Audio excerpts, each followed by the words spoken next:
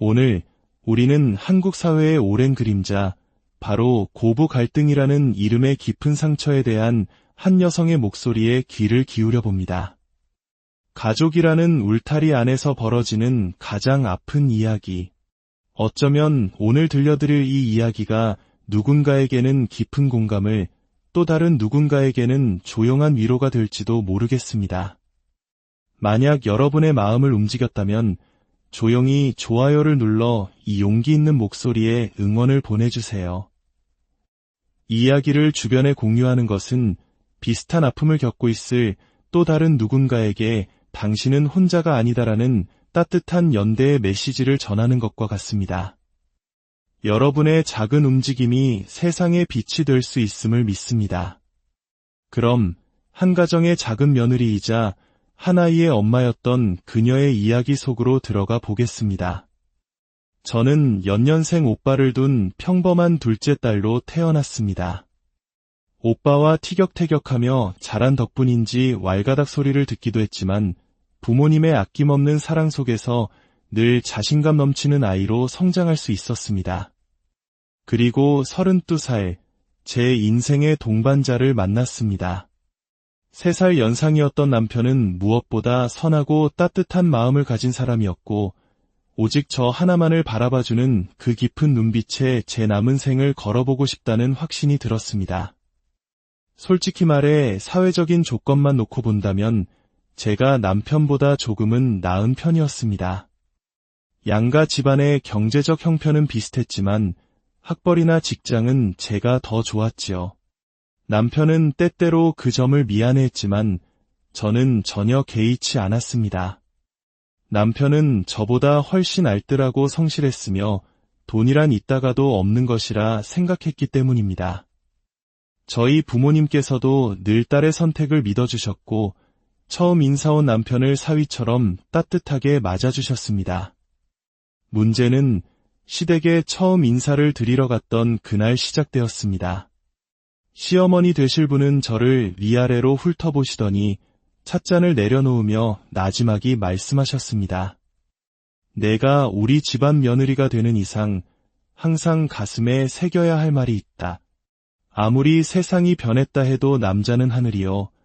여자는 땅이라는 사실은 변함이 없는 법이야. 양과 음의 조화라는 게 괜히 있는 게 아니지. 항상 하늘 같은 남편을 공경하고 내조하며 조신하게 살아야 한다.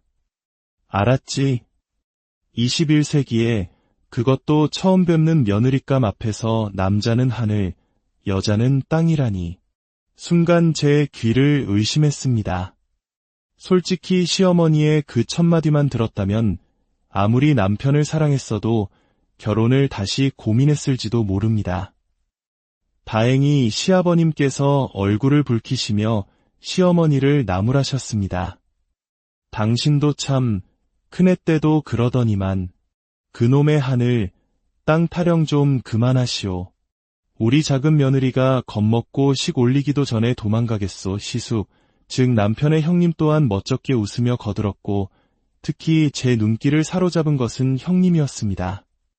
큰며느리인 형님은 여자인 제가 봐도 입이 벌어질 만큼 고운 분이셨습니다.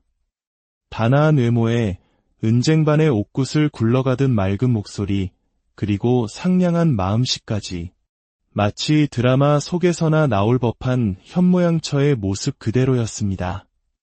나중에 남편에게 들은 바로는 약사였던 시숙이 형님에게 첫눈에 반해 무려 3년이라는 시간 동안 따라다녔다고 합니다. 똑 부러지게 자수성가하여 자신의 약국을 차린 능력 있는 시숙이 상사병까지 앓을 정도로 애태웠던 여인이 바로 형님이었던 것이죠. 결혼 후 저는 형님이라는 존재가 얼마나 크고 따뜻한지를 매일같이 깨달았습니다. 초보 며느리였던 제게 명절 음식 준비하는 법부터 시부모님의 입맛과 취향까지 세세하게 알려주셨고 제가 임신했을 때는 친정 어머니처럼 저를 챙겨주셨습니다. 동서, 임신 축하해. 이거 내가 먹던 엽산인데 똑같은 걸로 하나 사왔어. 그리고 다리 부을 때 쓰면 좋은 압박 밴드랑 방석도 챙겨왔지. 내가 친정엄마가 일찍 돌아가셔서 처음 임신했을 때 물어볼 곳이 없어 막막했거든. 동서는 그런 고생 안 했으면 좋겠어. 형님은 당신도 연년생 두 아들을 키우느라 힘드실 텐데 제가 아이를 낳고 육아휴직을 하는 동안 거의 매일같이 저희 집에 와서 저를 도와주셨습니다. 덕분에 산후 우울증 없이 힘든 시기를 견뎌낼 수 있었고 아내들끼리 친하게 지내니 서먹했던 형제 사이도 몰라보게 가까워졌습니다. 형님은 특히 고등어 조림을 잘하셨는데 우리는 종종 형님의 맛깔스러운 음식에 술 한 잔을 기울이며 속 깊은 이야기를 나누곤 했습니다. 그리고 그때마다 형님이 조심스럽게 토로하는 고민은 늘 한결같았습니다. 바로 시어머니였죠. 동서, 난 정말 어머님만 생각하면 숨이 턱 막혀. 우리 남편만 보고 결혼하면 행복할 줄 알았는데 어머님 때문에 이렇게 괴로울 줄은 몰랐어. 제가 결혼했을 때부터 이미 형님과 시어머니의 사이는 위태로워 보였습니다. 시어머니는 유독 형님을 못 잡아먹어 안달이 난 사람 같았습니다. 너 또 새 옷 샀니? 집에서 놀고 먹으면서 내 아들이 피땀 흘려 벌어온 돈으로 사치 부리는 거야? 애 둘 낳고 살쪘으면 뺄 생각을 해야지. 게을러 터져서는. 넌 대체 마음에 드는 구석이 하나도 없어.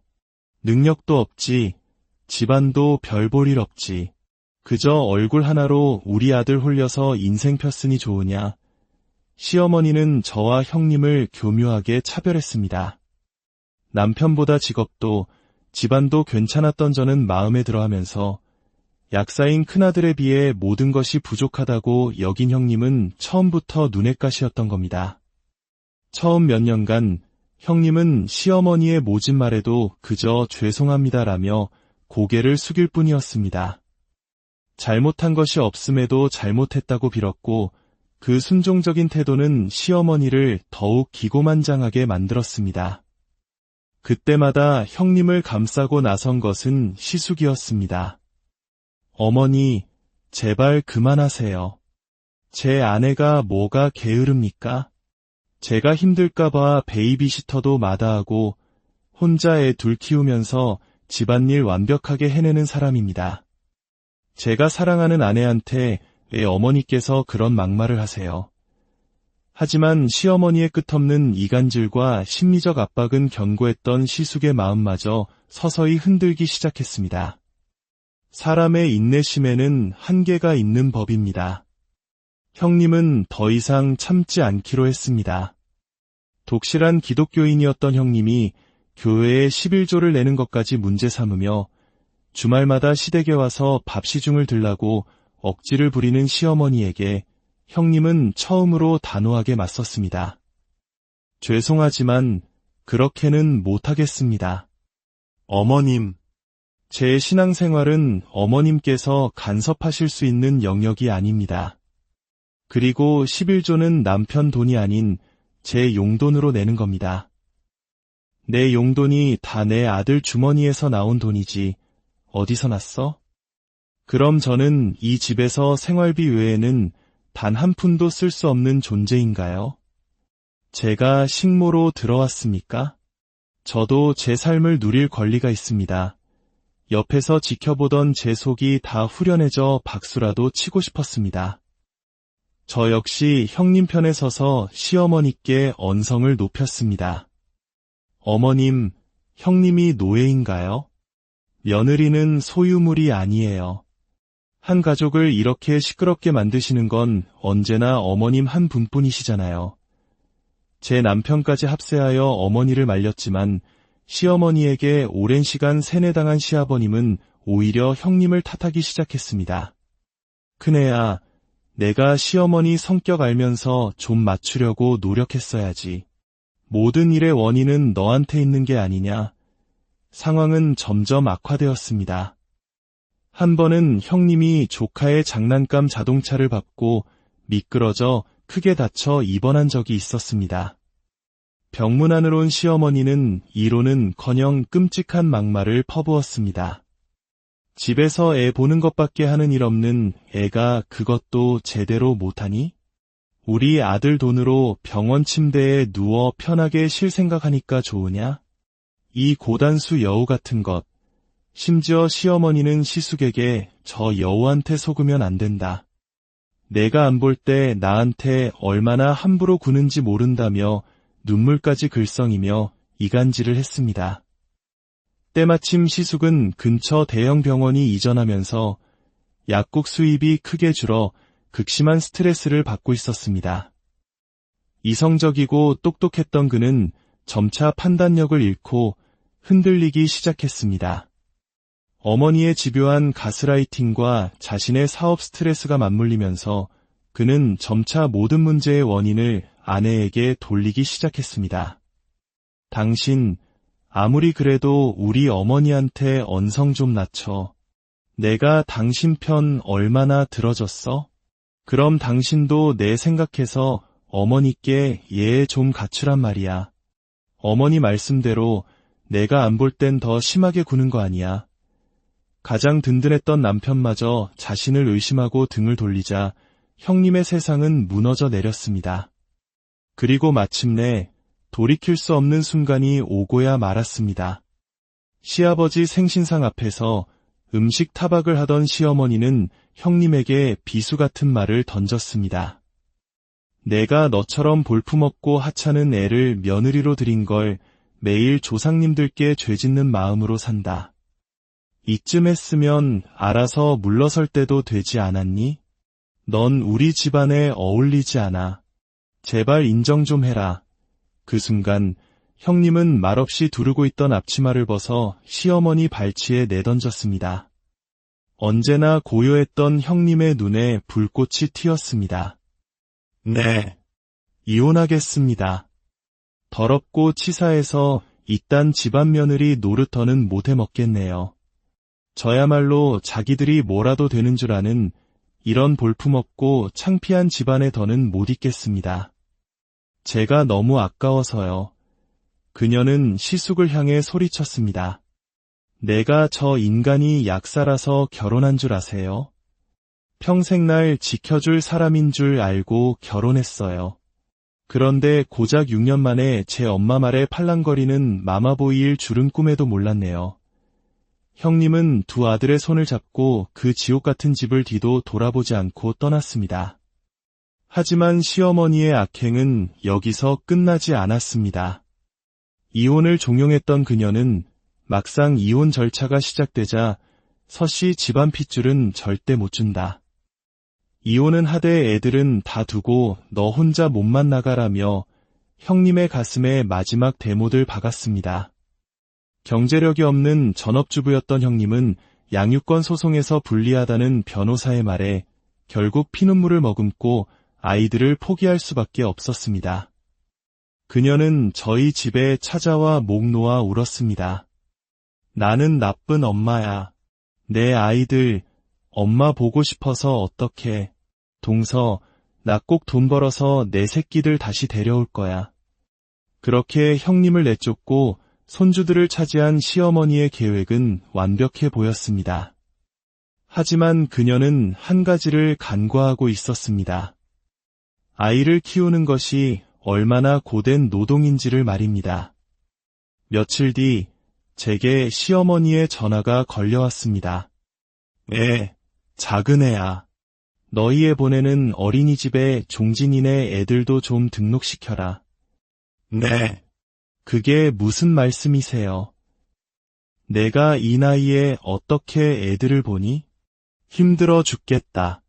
그러니까 내가 이제부터 조카들을 내 자식이다 생각하고 맡아서 키워라. 기가 막혔습니다. 형님에게서 아이들을 잔인하게 빼앗아 올 땐 언제고 이제 와서 그 짐을 저에게 떠넘기려는 속셈이 뻔히 보였습니다. 저는 웃으며 대꾸했습니다. 어머님, 그건 어렵겠네요. 저도 맞벌이하면서 제 아이 하나 키우기도 벅찹니다. 어머님께서 서씨 집안 핏줄이 중요하다고 데려오셨으니 어머님께서 책임지셔야죠. 그러자 시어머니는 본색을 드러내며 협박하기 시작했습니다. 너 지금 나한테 대드는 거냐? 너도 큰애처럼 이혼당하고 싶어? 당장 내 말대로 안 하면 너도 이 집에서 쫓겨날 줄 알아. 그 순간 제 안에 무언가가 끊어졌습니다.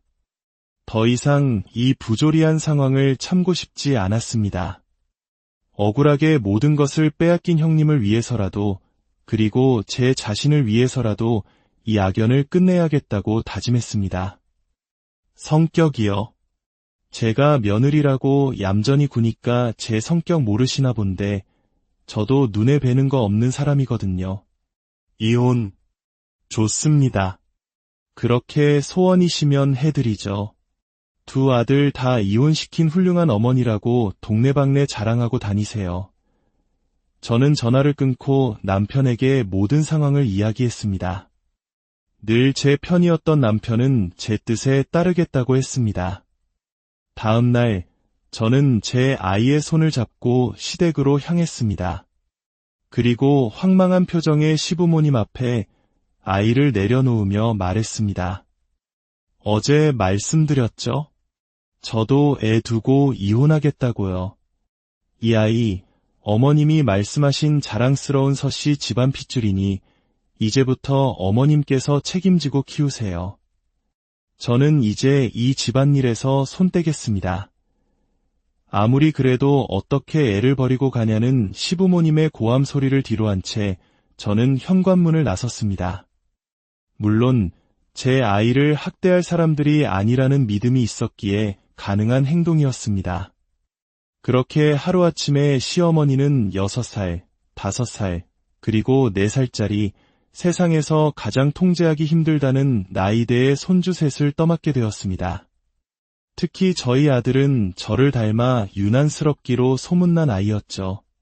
아니나 다를까 시어머니의 항복 전화가 걸려오는 데는 하루도 오늘 우리는 한국 사회의 오랜 그림자, 바로 고부 갈등이라는 이름의 깊은 상처에 대한 한 여성의 목소리에 귀를 기울여 봅니다. 가족이라는 울타리 안에서 벌어지는 가장 아픈 이야기. 어쩌면 오늘 들려드릴 이 이야기가 누군가에게는 깊은 공감을, 또 다른 누군가에게는 조용한 위로가 될지도 모르겠습니다. 만약 여러분의 마음을 움직였다면 조용히 좋아요를 눌러 이 용기 있는 목소리에 응원을 보내주세요. 이 이야기를 주변에 공유하는 것은 비슷한 아픔을 겪고 있을 또 다른 누군가에게 당신은 혼자가 아니다라는 따뜻한 연대의 메시지를 전하는 것과 같습니다. 여러분의 작은 움직임이 세상의 빛이 될 수 있음을 믿습니다. 그럼 한 가정의 작은 며느리이자 한 아이의 엄마였던 그녀의 이야기 속으로 들어가 보겠습니다. 저는 연년생 오빠를 둔 평범한 둘째 딸로 태어났습니다. 오빠와 티격태격하며 자란 덕분인지 왈가닥 소리를 듣기도 했지만 부모님의 아낌없는 사랑 속에서 늘 자신감 넘치는 아이로 성장할 수 있었습니다. 그리고 32살, 제 인생의 동반자를 만났습니다. 3살 연상이었던 남편은 무엇보다 선하고 따뜻한 마음을 가진 사람이었고 오직 저 하나만을 바라봐주는 그 깊은 눈빛에 제 남은 생을 걸어보고 싶다는 확신이 들었습니다. 솔직히 말해 사회적인 조건만 놓고 본다면 제가 남편보다 조금은 나은 편이었습니다. 양가 집안의 경제적 형편은 비슷했지만 학벌이나 직장은 제가 더 좋았지요. 남편은 때때로 그 점을 미안해했지만 저는 전혀 개의치 않았습니다. 남편은 저보다 훨씬 알뜰하고 성실했으며 돈이란 있다가도 없는 것이라 생각했기 때문입니다. 저희 부모님께서도 늘 딸의 선택을 믿어주셨고 처음 인사온 남편을 사위처럼 따뜻하게 맞아주셨습니다. 문제는 시댁에 처음 인사를 드리러 갔던 그날 시작되었습니다. 시어머니 되실 분은 저를 위아래로 훑어보시더니 찻잔을 내려놓으며 나지막이 말씀하셨습니다. 내가 우리 집안 며느리가 되는 이상 항상 가슴에 새겨야 할 말이 있다. 아무리 세상이 변했다 해도 남자는 하늘이요. 여자는 땅이라는 사실은 변함이 없는 법이야. 양과 음의 조화라는 게 괜히 있는 게 아니지. 항상 하늘 같은 남편을 공경하고 내조하며 조신하게 살아야 한다. 알았지?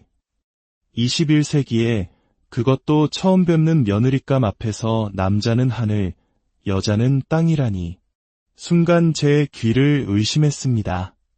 솔직히 시어머니의 그 첫마디만 들었다면 아무리 남편을 사랑했어도 결혼을 다시 고민했을지도 모릅니다. 다행히 시아버님께서 얼굴을 붉히시며 시어머니를 나무라셨습니다. 당신도 참 큰애 때도 그러더니만 그놈의 하늘, 땅 타령 좀 그만하시오. 우리 작은 며느리가 겁먹고 식 올리기도 전에 도망가겠소. 시숙, 즉 남편의 형님 또한 멋쩍게 웃으며 거들었고 특히 제 눈길을 사로잡은 것은 형님이었습니다. 큰며느리인 형님은 여자인 제가 봐도 입이 벌어질 만큼 고운 분이셨습니다. 단아한 외모에 은쟁반의 옥굿을 굴러가듯 맑은 목소리, 그리고 상냥한 마음씨까지. 마치 드라마 속에서나 나올 법한 현모양처의 모습 그대로였습니다. 나중에 남편에게 들은 바로는 약사였던 시숙이 형님에게 첫눈에 반해 무려 3년이라는 시간 동안 따라다녔다고 합니다. 똑 부러지게 자수성가하여 자신의 약국을 차린 능력 있는 시숙이 상사병까지 앓을 정도로 애태웠던 여인이 바로 형님이었던 것이죠. 결혼 후 저는 형님이라는 존재가 얼마나 크고 따뜻한지를 매일같이 깨달았습니다. 초보 며느리였던 제게 명절 음식 준비하는 법부터 시부모님의 입맛과 취향까지 세세하게 알려주셨고 제가 임신했을 때는 친정 어머니처럼 저를 챙겨주셨습니다. 동서, 임신 축하해. 이거 내가 먹던 엽산인데 똑같은 걸로 하나 사왔어. 그리고 다리 부을 때 쓰면 좋은 압박 밴드랑 방석도 챙겨왔지. 내가 친정엄마가 일찍 돌아가셔서 처음 임신했을 때 물어볼 곳이 없어 막막했거든. 동서는 그런 고생 안 했으면 좋겠어. 형님은 당신도 연년생 두 아들을 키우느라 힘드실 텐데 제가 아이를 낳고 육아휴직을 하는 동안 거의 매일같이 저희 집에 와서 저를 도와주셨습니다. 덕분에 산후 우울증 없이 힘든 시기를 견뎌낼 수 있었고 아내들끼리 친하게 지내니 서먹했던 형제 사이도 몰라보게 가까워졌습니다. 형님은 특히 고등어 조림을 잘하셨는데 우리는 종종 형님의 맛깔스러운 음식에 술 한 잔을 기울이며 속 깊은 이야기를 나누곤 했습니다. 그리고 그때마다 형님이 조심스럽게 토로하는 고민은 늘 한결같았습니다. 바로 시어머니였죠. 동서, 난 정말 어머님만 생각하면 숨이 턱 막혀. 우리 남편만 보고 결혼하면 행복할 줄 알았는데 어머님 때문에 이렇게 괴로울 줄은 몰랐어. 제가 결혼했을 때부터 이미 형님과 시어머니의 사이는 위태로워 보였습니다. 시어머니는 유독 형님을 못 잡아먹어 안달이 난 사람 같았습니다. 너 또 새 옷 샀니? 집에서 놀고 먹으면서 내 아들이 피땀 흘려 벌어온 돈으로 사치 부리는 거야? 애 둘 낳고 살쪘으면 뺄 생각을 해야지. 게을러 터져서는. 넌 대체 마음에 드는 구석이 하나도 없어. 능력도 없지. 집안도 별 볼 일 없지.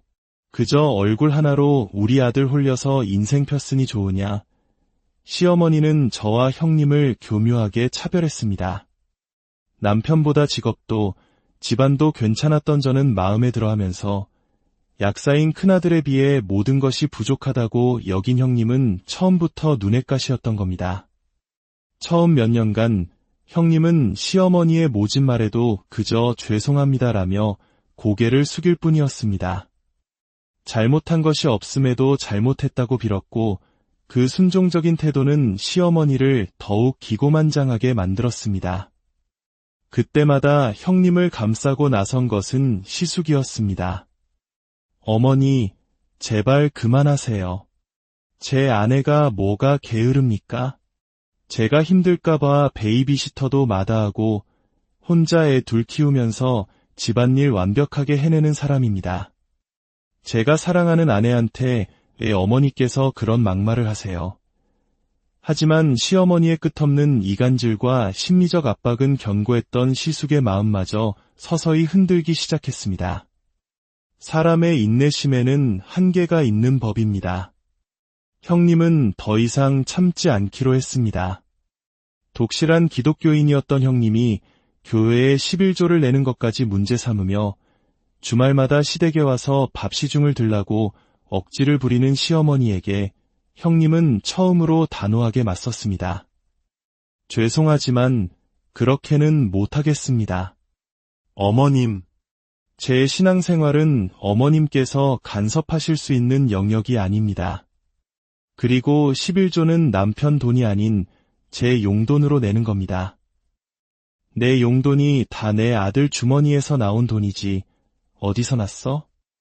그럼 저는 이 집에서 생활비 외에는 단 한 푼도 쓸 수 없는 존재인가요? 제가 식모로 들어왔습니까? 저도 제 삶을 누릴 권리가 있습니다. 옆에서 지켜보던 제 속이 다 후련해져 박수라도 치고 싶었습니다. 저 역시 형님 편에 서서 시어머니께 언성을 높였습니다. 어머님, 형님이 노예인가요? 며느리는 소유물이 아니에요.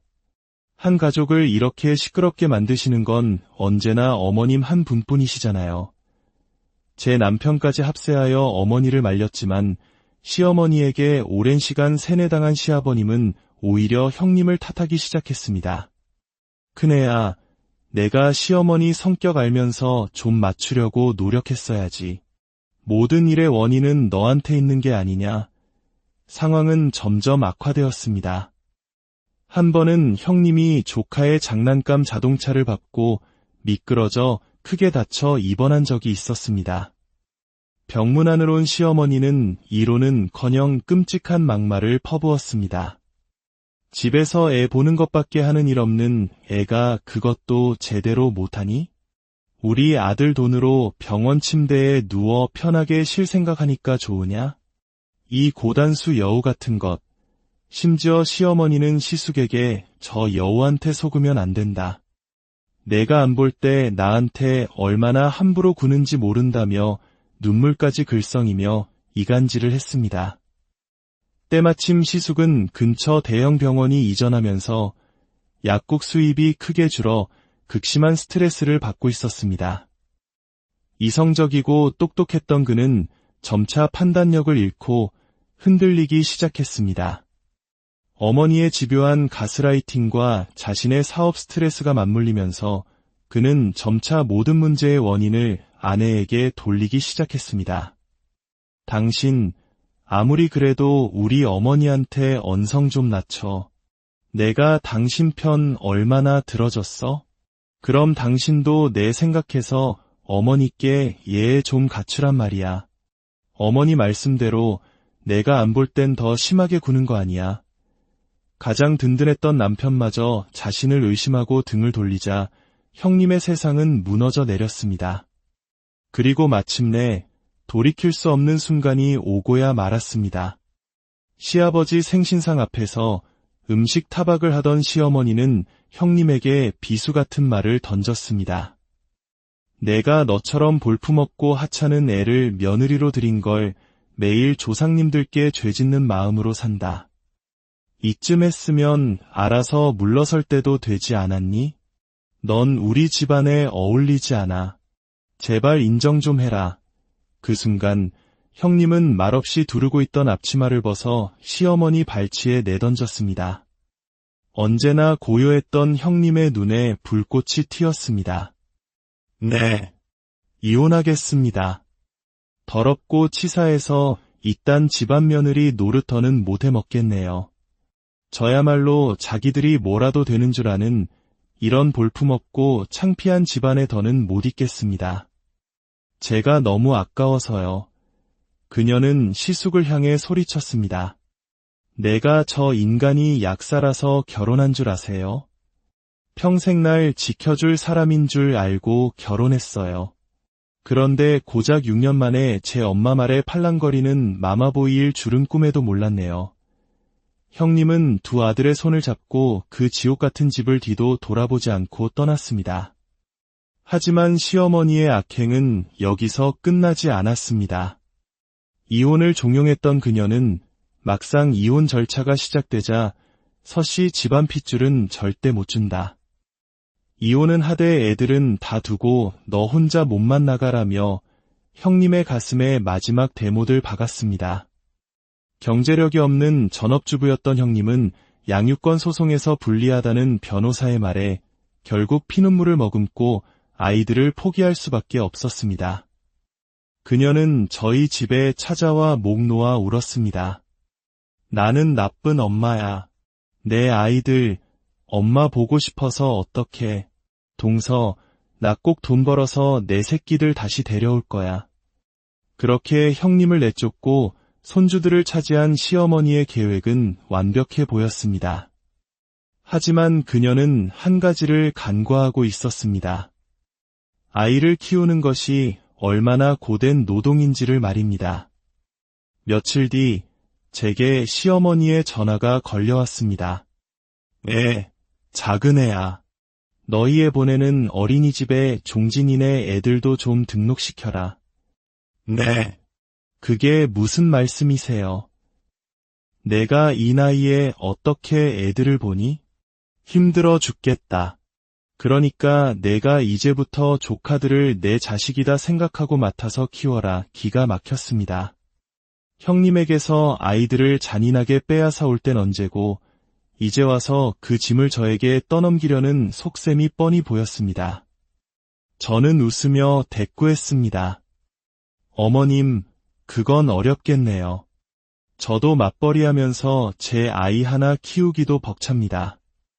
어머님께서 서씨 집안 핏줄이 중요하다고 데려오셨으니 어머님께서 책임지셔야죠. 그러자 시어머니는 본색을 드러내며 협박하기 시작했습니다.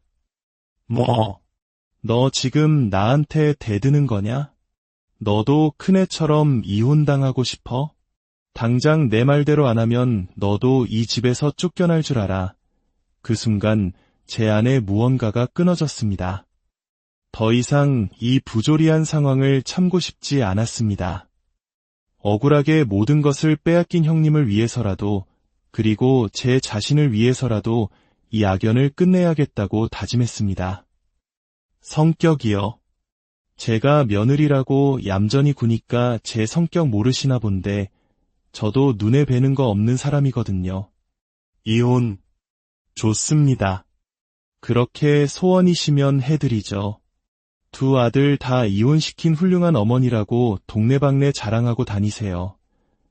저는 전화를 끊고 남편에게 모든 상황을 이야기했습니다. 늘 제 편이었던 남편은 제 뜻에 따르겠다고 했습니다. 다음 날 저는 제 아이의 손을 잡고 시댁으로 향했습니다. 그리고 황망한 표정의 시부모님 앞에 아이를 내려놓으며 말했습니다. 어제 말씀드렸죠? 저도 애 두고 이혼하겠다고요. 이 아이, 어머님이 말씀하신 자랑스러운 서씨 집안 핏줄이니 이제부터 어머님께서 책임지고 키우세요. 저는 이제 이 집안일에서 손 떼겠습니다. 아무리 그래도 어떻게 애를 버리고 가냐는 시부모님의 고함 소리를 뒤로한 채 저는 현관문을 나섰습니다. 물론 제 아이를 학대할 사람들이 아니라는 믿음이 있었기에 가능한 행동이었습니다. 그렇게 하루아침에 시어머니는 6살, 5살, 그리고 4살짜리 세상에서 가장 통제하기 힘들다는 나이대의 손주 셋을 떠맡게 되었습니다. 특히 저희 아들은 저를 닮아 유난스럽기로 소문난 아이였죠. 아니나 다를까 시어머니의 항복 전화가 걸려오는 데는 하루도 오늘 우리는 한국 사회의 오랜 그림자, 바로 고부 갈등이라는 이름의 깊은 상처에 대한 한 여성의 목소리에 귀를 기울여 봅니다. 가족이라는 울타리 안에서 벌어지는 가장 아픈 이야기. 어쩌면 오늘 들려드릴 이 이야기가 누군가에게는 깊은 공감을, 또 다른 누군가에게는 조용한 위로가 될지도 모르겠습니다. 만약 여러분의 마음을 움직였다면 조용히 좋아요를 눌러 이 용기 있는 목소리에 응원을 보내주세요. 이 이야기를 주변에 공유하는 것은 비슷한 아픔을 겪고 있을 또 다른 누군가에게 당신은 혼자가 아니다라는 따뜻한 연대의 메시지를 전하는 것과 같습니다. 여러분의 작은 움직임이 세상의 빛이 될 수 있음을 믿습니다. 그럼 한 가정의 작은 며느리이자 한 아이의 엄마였던 그녀의 이야기 속으로 들어가 보겠습니다. 저는 연년생 오빠를 둔 평범한 둘째 딸로 태어났습니다. 오빠와 티격태격하며 자란 덕분인지 왈가닥 소리를 듣기도 했지만 부모님의 아낌없는 사랑 속에서 늘 자신감 넘치는 아이로 성장할 수 있었습니다. 그리고 32살, 제 인생의 동반자를 만났습니다. 3살 연상이었던 남편은 무엇보다 선하고 따뜻한 마음을 가진 사람이었고 오직 저 하나만을 바라봐주는 그 깊은 눈빛에 제 남은 생을 걸어보고 싶다는 확신이 들었습니다. 솔직히 말해 사회적인 조건만 놓고 본다면 제가 남편보다 조금은 나은 편이었습니다. 양가 집안의 경제적 형편은 비슷했지만 학벌이나 직장은 제가 더 좋았지요. 남편은 때때로 그 점을 미안해했지만 저는 전혀 개의치 않았습니다. 남편은 저보다 훨씬 알뜰하고 성실했으며 돈이란 있다가도 없는 것이라 생각했기 때문입니다. 저희 부모님께서도 늘 딸의 선택을 믿어주셨고 처음 인사 온 남편을 사위처럼 따뜻하게 맞아주셨습니다. 문제는 시댁에 처음 인사를 드리러 갔던 그날 시작되었습니다. 시어머니 되실 분은 저를 위아래로 훑어보시더니 찻잔을 내려놓으며 나지막이 말씀하셨습니다. 내가 우리 집안 며느리가 되는 이상 항상 가슴에 새겨야 할 말이 있다. 아무리 세상이 변했다 해도 남자는 하늘이요. 여자는 땅이라는 사실은 변함이 없는 법이야. 양과 음의 조화라는 게 괜히 있는 게 아니지. 항상 하늘 같은 남편을 공경하고 내조하며 조신하게 살아야 한다. 알았지? 21세기에 그것도 처음 뵙는 며느리감 앞에서 남자는 하늘, 여자는 땅이라니. 순간 제 귀를 의심했습니다. 솔직히 시어머니의 그 첫마디만 들었다면 아무리 남편을 사랑했어도 결혼을 다시 고민했을지도 모릅니다. 다행히 시아버님께서 얼굴을 붉히시며 시어머니를 나무라셨습니다. 당신도 참 큰애 때도 그러더니만 그놈의 하늘, 땅 타령 좀 그만하시오. 우리 작은 며느리가 겁먹고 식 올리기도 전에 도망가겠소. 시숙, 즉 남편의 형님 또한 멋쩍게 웃으며 거들었고 특히 제 눈길을 사로잡은 것은 형님이었습니다. 큰며느리인 형님은 여자인 제가 봐도 입이 벌어질 만큼 고운 분이셨습니다. 단아한 외모에 은쟁반의 옥굿을 굴러가듯 맑은 목소리, 그리고 상냥한 마음씨까지. 마치 드라마 속에서나 나올 법한 현모양처의 모습 그대로였습니다. 나중에 남편에게 들은 바로는 약사였던 시숙이 형님에게 첫눈에 반해 무려 3년이라는 시간 동안 따라다녔다고 합니다. 똑 부러지게 자수성가하여 자신의 약국을 차린 능력 있는 시숙이 상사병까지 앓을 정도로 애태웠던 여인이 바로 형님이었던 것이죠. 결혼 후 저는 형님이라는 존재가 얼마나 크고 따뜻한지를 매일같이 깨달았습니다. 초보 며느리였던 제게 명절 음식 준비하는 법부터 시부모님의 입맛과 취향까지 세세하게 알려주셨고 제가 임신했을 때는 친정 어머니처럼 저를 챙겨주셨습니다. 동서, 임신 축하해. 이거 내가 먹던 엽산인데 똑같은 걸로 하나 사왔어. 그리고 다리 부을 때 쓰면 좋은 압박 밴드랑 방석도 챙겨왔지. 내가 친정엄마가 일찍 돌아가셔서 처음 임신했을 때 물어볼 곳이 없어 막막했거든.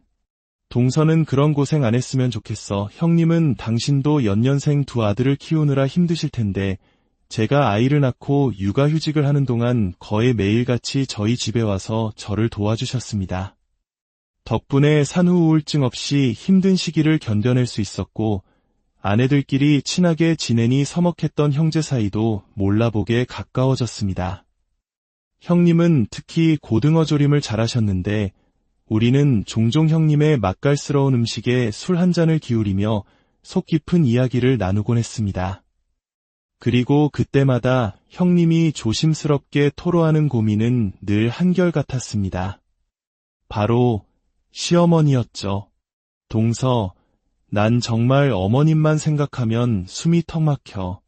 우리 남편만 보고 결혼하면 행복할 줄 알았는데 어머님 때문에 이렇게 괴로울 줄은 몰랐어. 제가 결혼했을 때부터 이미 형님과 시어머니의 사이는 위태로워 보였습니다. 시어머니는 유독 형님을 못 잡아먹어 안달이 난 사람 같았습니다.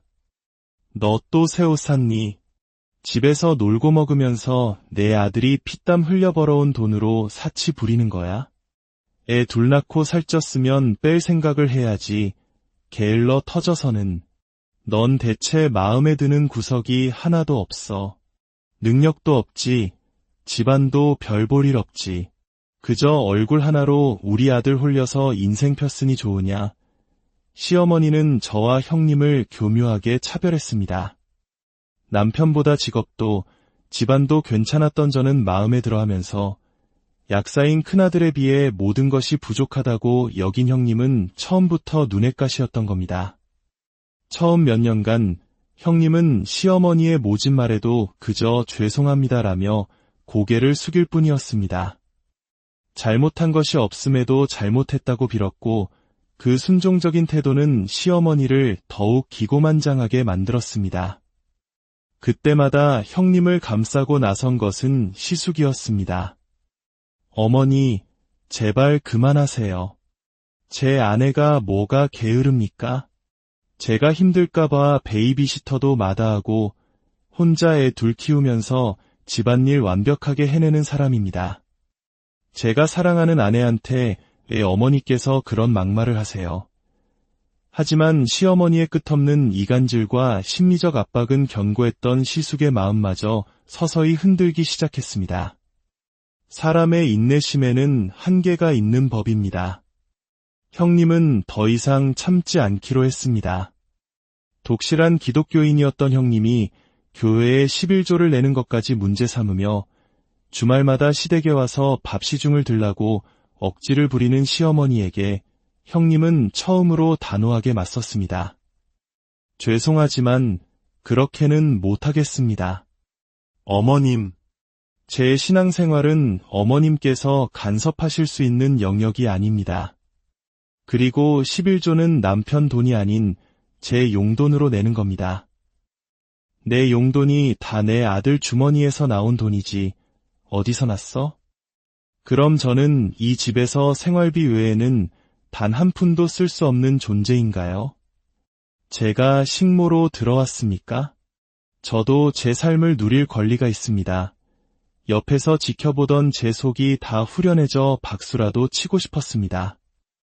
저 역시 형님 편에 서서 시어머니께 언성을 높였습니다. 어머님, 형님이 노예인가요? 며느리는 소유물이 아니에요. 한 가족을 이렇게 시끄럽게 만드시는 건 언제나 어머님 한 분뿐이시잖아요. 제 남편까지 합세하여 어머니를 말렸지만 시어머니에게 오랜 시간 세뇌당한 시아버님은 오히려 형님을 탓하기 시작했습니다. 큰애야, 내가 시어머니 성격 알면서 좀 맞추려고 노력했어야지. 모든 일의 원인은 너한테 있는 게 아니냐. 상황은 점점 악화되었습니다. 한 번은 형님이 조카의 장난감 자동차를 밟고 미끄러져 크게 다쳐 입원한 적이 있었습니다. 병문 안으로 온 시어머니는 이로는커녕 끔찍한 막말을 퍼부었습니다. 집에서 애 보는 것밖에 하는 일 없는 애가 그것도 제대로 못하니? 우리 아들 돈으로 병원 침대에 누워 편하게 쉴 생각하니까 좋으냐? 이 고단수 여우 같은 것. 심지어 시어머니는 시숙에게 저 여우한테 속으면 안 된다. 내가 안 볼 때 나한테 얼마나 함부로 구는지 모른다며 눈물까지 글썽이며 이간질을 했습니다. 때마침 시숙은 근처 대형 병원이 이전하면서 약국 수입이 크게 줄어 극심한 스트레스를 받고 있었습니다. 이성적이고 똑똑했던 그는 점차 판단력을 잃고 흔들리기 시작했습니다. 어머니의 집요한 가스라이팅과 자신의 사업 스트레스가 맞물리면서 그는 점차 모든 문제의 원인을 아내에게 돌리기 시작했습니다. 당신, 아무리 그래도 우리 어머니한테 언성 좀 낮춰. 내가 당신 편 얼마나 들어줬어? 그럼 당신도 내 생각해서 어머니께 예의 좀 갖추란 말이야. 어머니 말씀대로 내가 안 볼 땐 더 심하게 구는 거 아니야. 가장 든든했던 남편마저 자신을 의심하고 등을 돌리자 형님의 세상은 무너져 내렸습니다. 그리고 마침내 돌이킬 수 없는 순간이 오고야 말았습니다. 시아버지 생신상 앞에서 음식 타박을 하던 시어머니는 형님에게 비수 같은 말을 던졌습니다. 내가 너처럼 볼품없고 하찮은 애를 며느리로 들인 걸 매일 조상님들께 죄짓는 마음으로 산다. 이쯤 했으면 알아서 물러설 때도 되지 않았니? 넌 우리 집안에 어울리지 않아. 제발 인정 좀 해라. 그 순간 형님은 말없이 두르고 있던 앞치마를 벗어 시어머니 발치에 내던졌습니다. 언제나 고요했던 형님의 눈에 불꽃이 튀었습니다. 네, 이혼하겠습니다. 더럽고 치사해서 이딴 집안 며느리 노릇더는 못해 먹겠네요. 저야말로 자기들이 뭐라도 되는 줄 아는 이런 볼품없고 창피한 집안에 더는 못 있겠습니다. 제가 너무 아까워서요. 그녀는 시숙을 향해 소리쳤습니다. 내가 저 인간이 약사라서 결혼한 줄 아세요?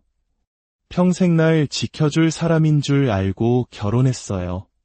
그런데 고작 6년 만에 제 엄마 말에 팔랑거리는 마마보이일 줄은 꿈에도 몰랐네요. 형님은 두 아들의 손을 잡고 그 지옥 같은 집을 뒤도 돌아보지 않고 떠났습니다. 하지만 시어머니의 악행은 여기서 끝나지 않았습니다. 이혼을 종용했던 그녀는 막상 이혼 절차가 시작되자 서씨 집안 핏줄은 절대 못 준다. 이혼은 하되 애들은 다 두고 너 혼자 몸만 나가라며 형님의 가슴에 마지막 대못을 박았습니다. 경제력이 없는 전업주부였던 형님은 양육권 소송에서 불리하다는 변호사의 말에 결국 피눈물을 머금고 아이들을 포기할 수밖에 없었습니다. 그녀는 저희 집에 찾아와 목 놓아 울었습니다. 나는 나쁜 엄마야. 내 아이들, 엄마 보고 싶어서 어떡해. 동서, 나 꼭 돈 벌어서 내 새끼들 다시 데려올 거야. 그렇게 형님을 내쫓고 손주들을 차지한 시어머니의 계획은 완벽해 보였습니다. 하지만 그녀는 한 가지를 간과하고 있었습니다. 아이를 키우는 것이 얼마나 고된 노동인지를 말입니다. 며칠 뒤 제게 시어머니의 전화가 걸려왔습니다. 작은 애야. 너희 애 보내는 어린이집에 종진이네 애들도 좀 등록시켜라. 네. 그게 무슨 말씀이세요? 내가 이 나이에 어떻게 애들을 보니? 힘들어 죽겠다. 그러니까 내가 이제부터 조카들을 내 자식이다 생각하고 맡아서 키워라. 기가 막혔습니다. 형님에게서 아이들을 잔인하게 빼앗아 올 땐 언제고 이제 와서 그 짐을 저에게 떠넘기려는 속셈이 뻔히 보였습니다. 저는 웃으며 대꾸했습니다. 어머님, 그건 어렵겠네요. 저도 맞벌이하면서 제 아이 하나 키우기도 벅찹니다. 어머님께서 서씨 집안 핏줄이 중요하다고 데려오셨으니 어머님께서 책임지셔야죠. 그러자 시어머니는 본색을 드러내며 협박하기 시작했습니다. 너 지금 나한테 대드는 거냐? 너도 큰애처럼 이혼당하고 싶어? 당장 내 말대로 안 하면 너도 이 집에서 쫓겨날 줄 알아. 그 순간 제 안에 무언가가 끊어졌습니다. 더 이상 이 부조리한 상황을 참고 싶지 않았습니다. 억울하게 모든 것을 빼앗긴 형님을 위해서라도, 그리고 제 자신을 위해서라도 이 악연을 끝내야겠다고 다짐했습니다. 성격이요. 제가 며느리라고 얌전히 구니까 제 성격 모르시나 본데 저도 눈에 뵈는 거 없는 사람이거든요. 이혼. 좋습니다. 그렇게 소원이시면 해드리죠. 두 아들 다 이혼시킨 훌륭한 어머니라고 동네방네 자랑하고 다니세요. 저는 전화를 끊고 남편에게 모든 상황을 이야기했습니다. 늘 제 편이었던 남편은 제 뜻에 따르겠다고 했습니다. 다음 날 저는 제 아이의 손을 잡고 시댁으로 향했습니다. 그리고 황망한 표정의 시부모님 앞에 아이를 내려놓으며 말했습니다. 어제 말씀드렸죠? 저도 애 두고 이혼하겠다고요. 이 아이, 어머님이 말씀하신 자랑스러운 서씨 집안 핏줄이니 이제부터 어머님께서 책임지고 키우세요. 저는 이제 이 집안일에서 손 떼겠습니다. 아무리 그래도 어떻게 애를 버리고 가냐는 시부모님의 고함 소리를 뒤로한 채 저는 현관문을 나섰습니다. 물론 제 아이를 학대할 사람들이 아니라는 믿음이 있었기에 가능한 행동이었습니다. 그렇게 하루아침에 시어머니는 6살, 5살, 그리고 4살짜리 세상에서 가장 통제하기 힘들다는 나이대의 손주 셋을 떠맡게 되었습니다. 특히 저희 아들은 저를 닮아 유난스럽기로 소문난 아이였죠. 아니나 다를까 시어머니의 항복 전화가 걸려오는 데는 하루도 오늘 우리는 한국 사회의 오랜 그림자, 바로 고부 갈등이라는 이름의 깊은 상처에 대한 한 여성의 목소리에 귀를 기울여 봅니다. 가족이라는 울타리 안에서 벌어지는 가장 아픈 이야기. 어쩌면 오늘 들려드릴 이 이야기가 누군가에게는 깊은 공감을, 또 다른 누군가에게는 조용한 위로가 될지도 모르겠습니다. 만약 여러분의 마음을 움직였다면 조용히 좋아요를 눌러 이 용기 있는 목소리에 응원을 보내주세요. 이 이야기를 주변에 공유하는 것은 비슷한 아픔을 겪고 있을 또 다른 누군가에게 당신은 혼자가 아니다라는 따뜻한 연대의 메시지를 전하는 것과 같습니다. 여러분의 작은 움직임이 세상의 빛이 될 수 있음을 믿습니다. 그럼 한 가정의 작은 며느리이자 한 아이의 엄마였던 그녀의 이야기 속으로 들어가 보겠습니다. 저는 연년생 오빠를 둔 평범한 둘째 딸로 태어났습니다. 오빠와 티격태격하며 자란 덕분인지 왈가닥 소리를 듣기도 했지만 부모님의 아낌없는 사랑 속에서 늘 자신감 넘치는 아이로 성장할 수 있었습니다. 그리고 32살, 제 인생의 동반자를 만났습니다. 3살 연상이었던 남편은 무엇보다 선하고 따뜻한 마음을 가진 사람이었고 오직 저 하나만을 바라봐주는 그 깊은 눈빛에 제 남은 생을 걸어보고 싶다는 확신이 들었습니다. 솔직히 말해 사회적인 조건만 놓고 본다면 제가 남편보다 조금은 나은 편이었습니다. 양가 집안의 경제적 형편은 비슷했지만 학벌이나 직장은 제가 더 좋았지요. 남편은 때때로 그 점을 미안해했지만 저는 전혀 개의치 않았습니다.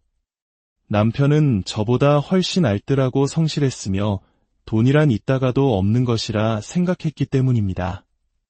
저희 부모님께서도 늘 딸의 선택을 믿어주셨고 처음 인사온 남편을 사위처럼 따뜻하게 맞아주셨습니다. 문제는 시댁에 처음 인사를 드리러 갔던 그날 시작되었습니다. 시어머니 되실 분은 저를 위아래로 훑어보시더니 찻잔을 내려놓으며 나지막이 말씀하셨습니다.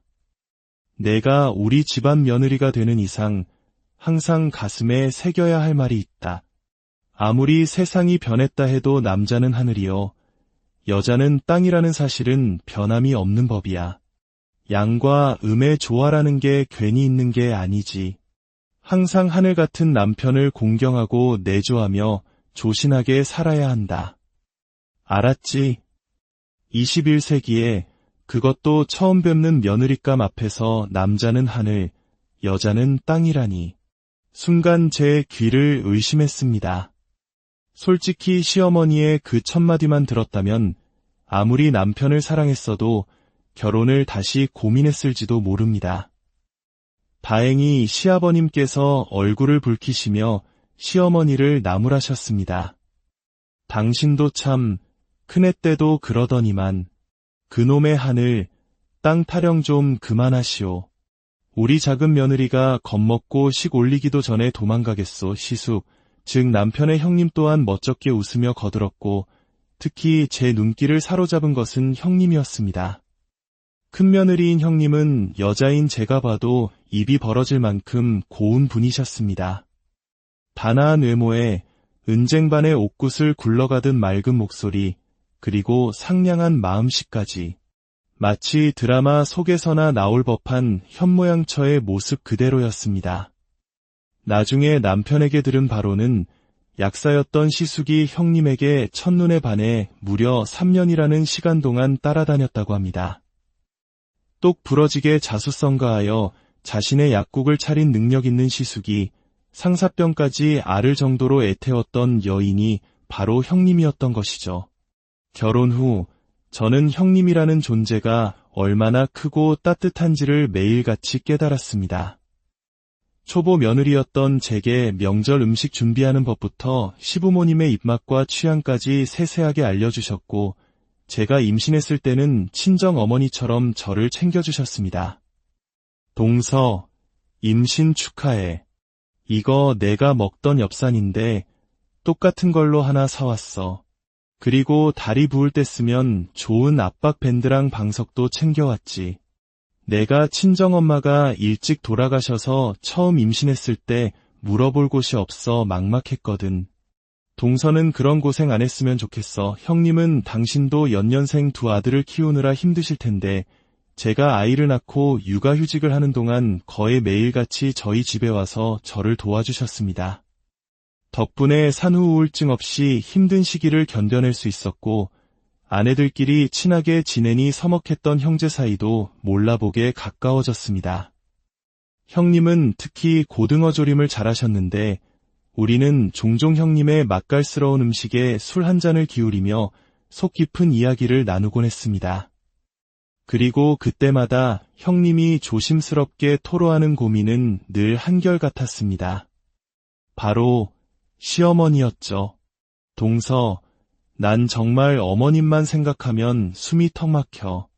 우리 남편만 보고 결혼하면 행복할 줄 알았는데 어머님 때문에 이렇게 괴로울 줄은 몰랐어. 제가 결혼했을 때부터 이미 형님과 시어머니의 사이는 위태로워 보였습니다. 시어머니는 유독 형님을 못 잡아먹어 안달이 난 사람 같았습니다. 너 또 새 옷 샀니? 집에서 놀고 먹으면서 내 아들이 피땀 흘려 벌어온 돈으로 사치 부리는 거야? 애 둘 낳고 살쪘으면 뺄 생각을 해야지. 게을러 터져서는. 넌 대체 마음에 드는 구석이 하나도 없어. 능력도 없지. 집안도 별 볼 일 없지. 그저 얼굴 하나로 우리 아들 홀려서 인생 폈으니 좋으냐. 시어머니는 저와 형님을 교묘하게 차별했습니다. 남편보다 직업도 집안도 괜찮았던 저는 마음에 들어하면서 약사인 큰아들에 비해 모든 것이 부족하다고 여긴 형님은 처음부터 눈엣가시였던 겁니다. 처음 몇 년간 형님은 시어머니의 모진 말에도 그저 죄송합니다라며 고개를 숙일 뿐이었습니다. 잘못한 것이 없음에도 잘못했다고 빌었고 그 순종적인 태도는 시어머니를 더욱 기고만장하게 만들었습니다. 그때마다 형님을 감싸고 나선 것은 시숙이었습니다. 어머니, 제발 그만하세요. 제 아내가 뭐가 게으릅니까? 제가 힘들까봐 베이비시터도 마다하고 혼자 애 둘 키우면서 집안일 완벽하게 해내는 사람입니다. 제가 사랑하는 아내한테 왜 어머니께서 그런 막말을 하세요? 하지만 시어머니의 끝없는 이간질과 심리적 압박은 견고했던 시숙의 마음마저 서서히 흔들기 시작했습니다. 사람의 인내심에는 한계가 있는 법입니다. 형님은 더 이상 참지 않기로 했습니다. 독실한 기독교인이었던 형님이 교회에 11조를 내는 것까지 문제 삼으며 주말마다 시댁에 와서 밥 시중을 들라고 억지를 부리는 시어머니에게 형님은 처음으로 단호하게 맞섰습니다. 죄송하지만 그렇게는 못하겠습니다. 어머님, 제 신앙생활은 어머님께서 간섭하실 수 있는 영역이 아닙니다. 그리고 11조는 남편 돈이 아닌 제 용돈으로 내는 겁니다. 내 용돈이 다 내 아들 주머니에서 나온 돈이지 어디서 났어? 그럼 저는 이 집에서 생활비 외에는 단 한 푼도 쓸 수 없는 존재인가요? 제가 식모로 들어왔습니까? 저도 제 삶을 누릴 권리가 있습니다. 옆에서 지켜보던 제 속이 다 후련해져 박수라도 치고 싶